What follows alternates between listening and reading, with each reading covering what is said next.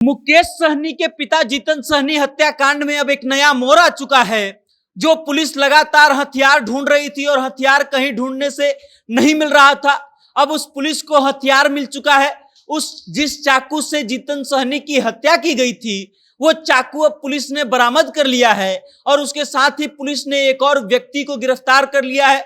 अब ये चाकू कहां से मिला है, वो व्यक्ति कौन है जिसे पुलिस ने गिरफ्तार किया है, इन सब चीजों पर हम विस्तार से आपको बताएंगे। लेकिन उससे पहले नमस्कार, मेरा नाम वेद प्रकाश है। आप जनता जंक्शन देख रहे हैं और कैमरे के पीछे हैं विशाल। 16 जुलाई की देर रात जो है मुकेश सहनी के पिता जीतन सहनी की हत्या हुई थी। हत्या में काजिम अंसारी का नाम सामने आया था और उसके बाद 3 अन्य लोगों को गिरफ्तार किया गया था। इन्होंने काजिम अंसारी की सहायता की है और अब जो है इस मामले को लेकर के एक नया अपडेट आ रहा है। अपडेट ये आ रहा है कि काजिम अंसारी ने जिस धारदार हथियार का उपयोग किया था, जिस हथियार से हत्या की गई थी, वो हथियार अब बरामद हो चुकी है। गौरतलब है कि इससे पहले पुलिस ने काजिम को रिमांड पर लिया था और काजिम अपना बार बार बयान बदल रहा था, जिस कारण से पुलिस को हथियार नहीं मिल रहा था। लेकिन अब जब पुलिस ने चारों को एक साथ रिमांड पर लिया और चारों से पूछताछ की, तो एक नया नाम सामने आया, मोहम्मद मंजूर का। मोहम्मद मंजूर जो है वो व्यक्ति है जिससे इन लोगों ने चाकू लिया था और चाकू लेके हत्या किया था और फिर हत्या करने के बाद उस चाकू को धो करके मोहम्मद मंजूर को वापस कर दिया था।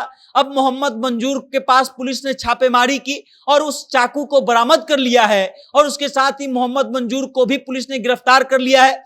मामला नया अपडेट यह है कि पुलिस को अब हथियार बरामद हो चुका है और दूसरा सबसे बड़ी चीज कि मोहम्मद मंजूर जिसके पास चाकू था वो हत्या में शामिल नहीं था। उससे इन लोगों ने सिर्फ चाकू लिया था और वापस से चाकू सौंप दिया था। फिलहाल जो है चाकू को एफएसएल टीम के पास जांच के लिए भेज दिया गया है और पुलिस जो है बाकी की चीजों को तफ्तीश कर रही है और इस मामले में और जानकारी जुटाने का प्रयास कर रही है। ये लेटेस्ट अपडेट है। उसके अलावा अब हम बात करेंगे कि जीतन सहनी की हत्या के बाद जो है मुकेश सहनी को कई बड़े बड़े नेताओं के फोन कॉल आए, चिट्ठी आ रही है और इन नेताओं के नाम में 2 और नाम अब जुड़ चुके हैं। भारतीय जनता पार्टी के राष्ट्रीय अध्यक्ष जेपी नड्डा ने भी पत्र लिख करके मुकेश सहनी के पिता के हत्या के बाद दुख व्यक्त किया है और उनकी आत्मा को शांति के लिए ईश्वर से प्रार्थना की है और मुकेश सहनी का ढाढ़स बंधाया है। वहीं अब भारत के प्रधानमंत्री नरेंद्र मोदी ने भी जीतन सहनी की हत्या के बाद मुकेश सहनी को पत्र लिखा है। अब मुकेश सहनी को लिखे पत्र में प्रधानमंत्री नरेंद्र मोदी ने क्या क्या कहा है हम आपको पढ़ करके बताते हैं। आप अपने स्क्रीन पर इस पत्र को देख सकते हैं। प्रधानमंत्री के लेटर हेड पर यह लिखा गया है और लिखा गया है, श्री मुकेश सहनी जी, आपके पिता श्री जीतन सहनी जी के निधन का दुखद समाचार प्राप्त हुआ। इस कठिन घड़ी में मेरी संवेदनाएं परिवार के साथ हैं। एक प्रेरक व्यक्ति के रूप में पिता से मिलने वाला मार्गदर्शन जीवन की सबसे बड़ी निधि होती है। उनके निधन से आपके जीवन में आए सुनेपन की पीड़ा को शब्दों में व्यक्त नहीं किया जा सकता। श्री जीतन सहनी जी परिवार के लिए एक आधार और प्रेरणा स्रोत थे।